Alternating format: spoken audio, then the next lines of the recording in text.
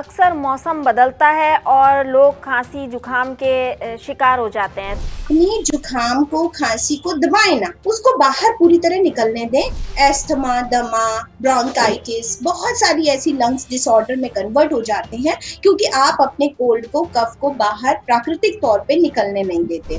और बार बार ना हो इसके लिए हमें प्राकृतिक तौर पे जुकाम को ठीक करना पड़ेगा, चाहे हमें पहली बार में कितने भी दिन लग जाए। ये मेडिसिन से भी 7 डेज लग जाते हैं एक बार कोल्ड कफ हो जाए।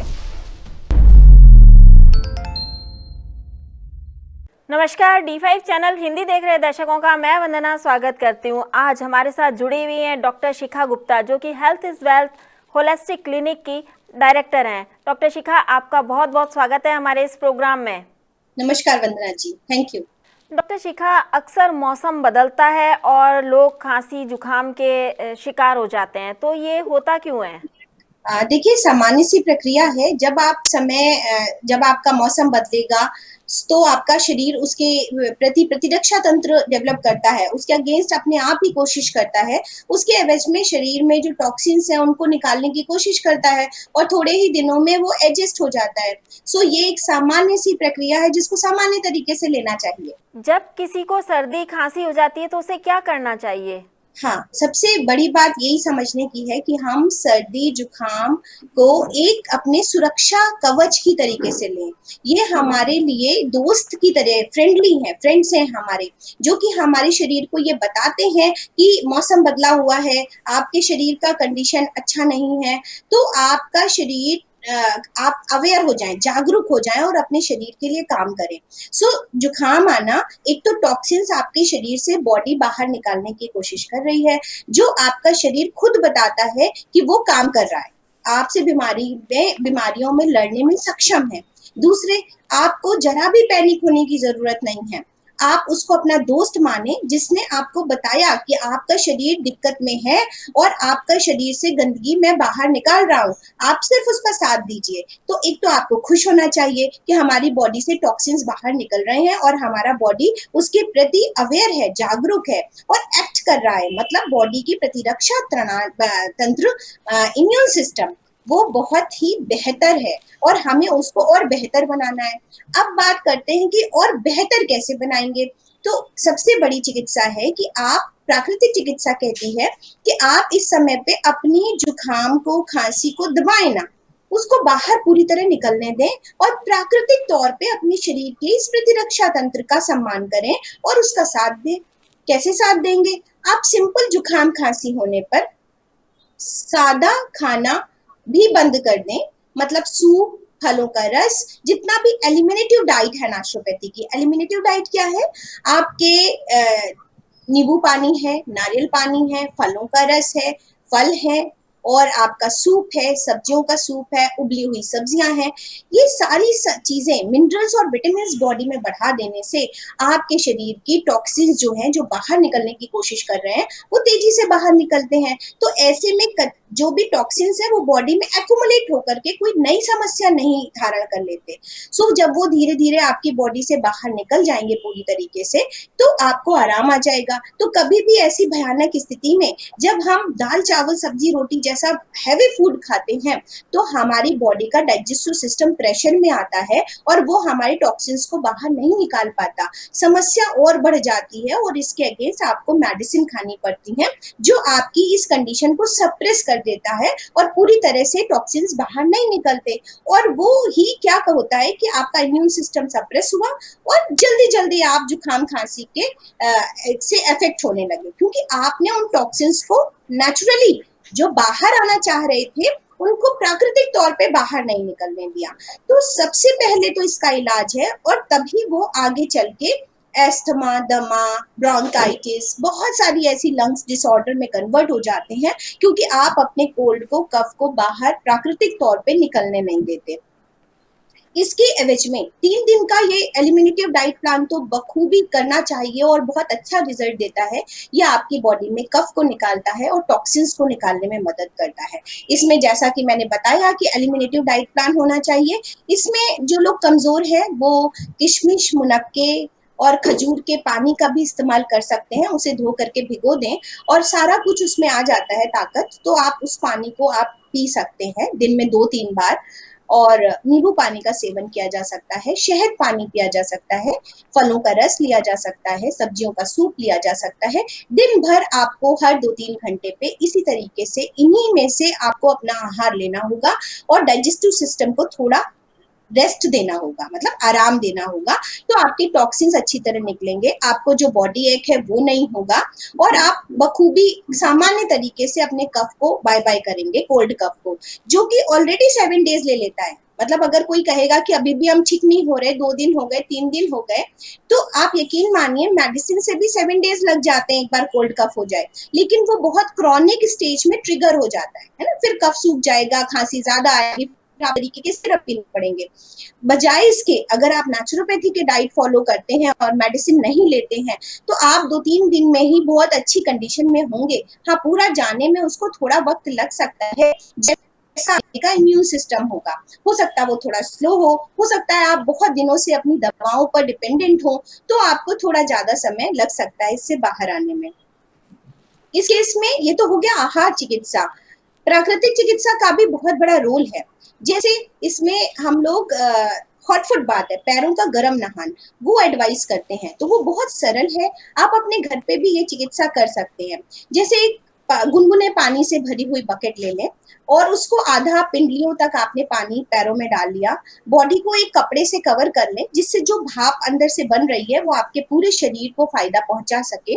सिर पे हल्का ठंडा पानी स्प्लैश करें, क्योंकि जो अंदर गर्मी क्रिएट हुई है वो आपके सिर पे ना चढ़े।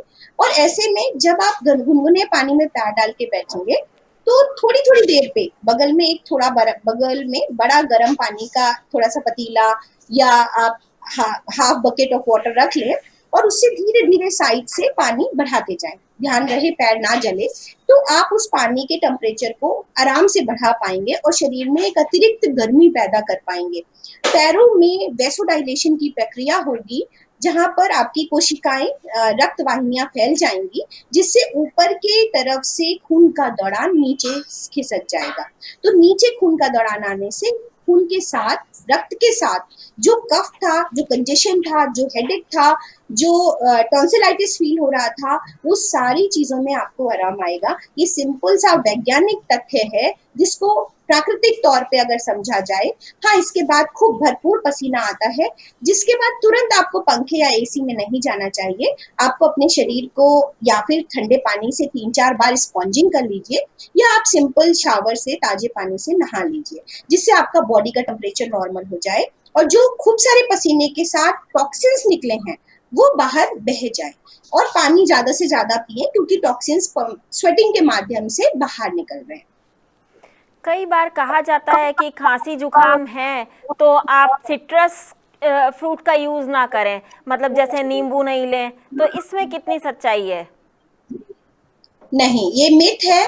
आप तभी ना लें जब आपको अम्लपित्त या एसिडिटी की शिकायत है। अगर आपको जुकाम खांसी है तो आपको विटामिन सी फ्रूट जूस बहुत फायदा करेगा। और आप ये कर सकते हैं कि आप उसमें गर्म पानी कर लें और जैसे आपने 50 ml जूस लिया है तो 50 ml ही गर्म पानी उसमें मिला दें और आप उसको सिप कर करके पिए। जूस को गर्म करने की जरूरत नहीं है, अनलेस एंड अनटिल वो फ्रिज के रखे हुए एकदम ठंडे ना हो, बाहर रखे हुए वातावरण के जूस हो। तो अगर आपको ऐसा है तो आप ऐसा कर सकते हैं। बाकी इसमें कोई सच्चाई नहीं है। उल्टा जब आप विटामिन सी बॉडी में बढ़ाएंगे तो आपकी बॉडी को लड़ने की ताकत मिलेगी। विटामिन सी आपके अंदर फाइटिंग स्पिरिट को बढ़ाता है, टॉक्सिन्स को बाहर निकालने में मदद करता है। तो विटामिन सी को बढ़ाना चाहिए ही। और आपको थोड़ा सा माइल्ड सिट्रस की तरफ जाना चाहिए। अगर आपको ऐसा लगता है तो मौसमी और संतरा थोड़े से ज्यादा सोर हैं, आप अगर ऐसे आएंगे तो आप पाइनएप्पल के जूस में भी विटामिन सी है, वो आप ऑप्ट करें, वो न्यूट्रल है। सो इस तरीके से आपको लेना चाहिए और ल्यूकवार्म भी लिया जा सकता है। वैसे मेरा सजेशन रहता है कि अगर आपको आपकी बॉडी विटामिन सी का एब्जॉर्प्शन तभी पूरा करती है जब आप उसे सादे पानी में लेते हैं। तो आप थोड़ा सा गुनगुना पानी कर सकते हैं, या जो तरीका मैंने बताया कि जूस में ही आपने गर्म पानी मिक्स कर दिया, तो ये एक तरीका हो सकता है और आप इसे लेंगे तो बेहतर परिणाम आपको मिलेंगे। लोगों को अक्सर छींक बहुत ज़्यादा आती है जब जुकाम हो जाता है, तो ऐसे में वो काफ़ी परेशान भी हो जाते हैं। तो क्या उसको रोकना उचित है या उसको किस तरीके से थोड़ा सा कम किया जा सकता है? बहुत अच्छा क्वेश्चन है। ऐसे में हमारी होलिस्टिक चिकित्सा के 5 विंग काम आ जाते हैं, क्योंकि नेचुरोपैथी तो no doubt hot foot bath जैसा मैंने बताया, पैरों का गर्म नहान, उससे आपके छींकों में आराम आएगा। इसके साथ साथ कुछ एक्यूप्रेशर पॉइंट्स होते हैं हमारे साइनस के, हमारे नाक के पास एक अच्छा पॉइंट है, उसको अगर हम 5 से 10 बार, 15 बार, 20 बार इस तरह से स्टिमुलेट करते हैं, दबाया छोड़ दिया, दबाया छोड़ दिया। फिर यहाँ पे सेंटर में पॉइंट्स हैं, आई के कॉर्नर में पॉइंट्स हैं, आईब्रो के कॉर्नर में पॉइंट हैं, हमारा आज्ञा चक्र पे प्रेशर है, इसके ऊपर प्रेशर है, centre of forehead GV20 pressure है। तो इस तरीके से आपको साइनस के पॉइंट्स मिल जाएंगे, उनको प्रेशर देना चाहिए, उससे आपको रिलीफ आ जाएगा। और आपके ये थंब पे आपका फेस है रिफ्लेक्सोलॉजी के अकॉर्डिंग। तो नेचुरोपैथी सिर्फ धूप हवा मिट्टी पानी आकाश चिकित्सा तो है ही, पर क्योंकि हमारा पूरा शरीर एक होलिस्टिक साइंस से बना हुआ है, हमारी बॉडी की नर्व्स हमारे और हाथों पे आई हैं, और उनको रिफ्लेक्सोलॉजी के अकॉर्डिंग हम पढ़ करके ट्रीटमेंट भी करते हैं। तो यहाँ पर अगर हम इस थंब को पूरा फेस मान लें, तो ये 2 आंखें हैं और थोड़ा सा नीचे एक नोज मिलेगी। तो इस पॉइंट पे अगर आप एक काली मिर्च का दाना लगा देते हैं और उसको प्रेशर देते रहते हैं, तो आपकी स्नीजिंग रुक जाएगी। ये मैं बहुत सारे लोगों को इंस्टेंट रिलीफ के लिए एडवाइस करती हूँ। फिर धीरे धीरे वो अपना डाइट चेंज करें और आप हॉट फुट बाथ लें, तो आप पूरी तरीके से ठीक हो जाएंगे। इसके लिए क्या करना है, एक पेपर टेप ले लीजिए, उसमें एक काली मिर्च का दाना लगाइए और उसको यहाँ पर टेप कर लीजिए टाइटली। वैसे तो प्रेशर अपने आप मिलता रहेगा, अदरवाइज आप उसको दिन भर कुछ भी काम करेंगे तो दबाते जाएं, तो आपको बहुत अच्छा फील होगा और स्नीजिंग भी रुक जाएगी। यहाँ पर मैं आपको ये भी बताना चाहूँगी कि काली मिर्च की जगह आप मेथी दाना यूज़ कर सकते हैं, मटर यूज़ कर सकते हैं और काले चने भी यूज़ कर सकते हैं। हाँ, पर इस पॉइंट के लिए मैंने काली मिर्च प्रॉपर इसलिए लिया है वंदना जी, क्योंकि इसका जो वो गर्म है और काली मिर्च नाक की स्नीजिंग को रोकने के लिए है, इसलिए कोल्ड एंड कफ के लिए पर्टिकुलर काली मिर्च का इस्तेमाल किया है। और मेथी थोड़ा सा छोटा हो जाएगा और वो नॉस्ट्रिल के इस एरिया को कवर करेगा। तो एक तो तासीर और उसकी ड्रग की अपने मसाले की उस महत्व को रखते हुए, अगर हम घुटने के दर्द पे इस्तेमाल करेंगे तो हम मेथी का इस्तेमाल करेंगे। मेथी दाना का हम यहाँ पर नी के रिफ्लेक्शन के जगह पे हम उसको रैप करेंगे। क्योंकि हमने नाक के एरिया को यूज किया है, इसलिए काली मिर्च का दाना यूज किया है। अगर हम लंग्स के एरिया को भी इस्तेमाल करेंगे, तो अगर हम काली मिर्च के दाने को इस्तेमाल करेंगे तो वो ज्यादा इफेक्टिव रहेगा। डॉक्टर शिखा, क्या सावधानियां रखनी चाहिए हमें जब ऐसा सर्दी जुकाम वाला माहौल हो जाता है या सर्दी जुकाम अक्सर होने लगता है, बार बार होने लगता है? तो जी, पहले तो अपनी बॉडी के इम्यून सिस्टम को अच्छा करना पड़ेगा, जिससे बार बार ना हो, और बार बार ना हो इसके लिए हमें प्राकृतिक तौर पे जुकाम को ठीक करना पड़ेगा, चाहे हमें पहली बार में कितने भी दिन लग जाएं। ये जिस दिन आप संकल्प ठान लेंगे, उस दिन हम बड़ी बीमारियों से बच जाएंगे और जल्दी जल्दी हमें जुकाम खांसी नहीं होगा। उसमें आप हेल्प ले लीजिए थोड़े बहुत एक्यूप्रेशर पॉइंट्स की, उसमें आप हेल्प ले लीजिए हमारे पैरों के गर्म नहान की, उसमें आप मदद लीजिए 3 दिन जो हमारा डिटॉक्सिफाई एलिमिनेटिव डाइट होती है नेचुरोपैथी की, कि हल्की तरीके से भोजन को रखा जाए, उसकी चिकित्सा कर लीजिए। तो इस तरीके से आप अपने प्रतिरक्षा तंत्र को अच्छा करें और संपर्क में आने से बचें। संपर्क में आने का मतलब होता है कि आपका अपना पर्सनल हाइजीन मेंटेन होना चाहिए, आपका अपना टॉवेल पर्सनल, आपके अपने कपड़े, आपका अपना हैंकी, आपके नैपकिन्स, वो आपके पर्सनल होने चाहिए। आप इधर उधर ना डालें, या किसी जो अफेक्टेड है बंदा उसके आसपास बहुत ज्यादा ना रहें, या उसका शेयर मत करें उतने दिनों। कहा जाता है कि जुकाम अक्सर 3 दिन तक तो रहता ही रहता है, तो ये 3 दिन डाइट प्लान क्या होना चाहिए आपके अकॉर्डिंग? ये मैंने बताया आपको अभी कि सबसे पहले तो हमें सूप, फ्रूट्स और सूप जूस पे ही रहना चाहिए, वेजिटेबल जूस पे रहना चाहिए। अगर इंसान कमजोर है तो वो एक टाइम उबली हुई सब्जियां खा सकता है, और बाकी जो हमारे खजूर, मुनक्के और किशमिश है, इनको आप भिगो दें। जैसे 10 किशमिश, 10 मुनक्के और 4 खजूर, इनको आप अलग अलग कटोरियों में भिगो दें धो करके, और सुबह दोपहर शाम 3 बार आप इनके पानी को इस्तेमाल कर लें, इनके रस को इस्तेमाल कर लें। यह आपके शरीर को ताकत भी प्रदान करेगा और टॉक्सिन्स को निकलने में मदद देगा। बीच बीच में 1-2 ग्लास आप, अगर एसिडिटी नहीं रहती है तो नींबू पानी शहद का इस्तेमाल करें, अदरवाइज सिर्फ शहद का इस्तेमाल करें। बाकी दो बार कम से कम आपको विटामिन सी रिच जूस लेना चाहिए, और 1 बार सब्जियों का सूप शाम को ले लें। बस इतने ही आहार पे आपको 2-3 दिन रहना चाहिए। डॉक्टर शिखा, आप हमसे जुड़ी, आपका बहुत बहुत धन्यवाद। जी, थैंक यू, आपका भी। अगले एपिसोड में आपसे फिर मुलाकात होगी, तब तक के लिए नमस्कार।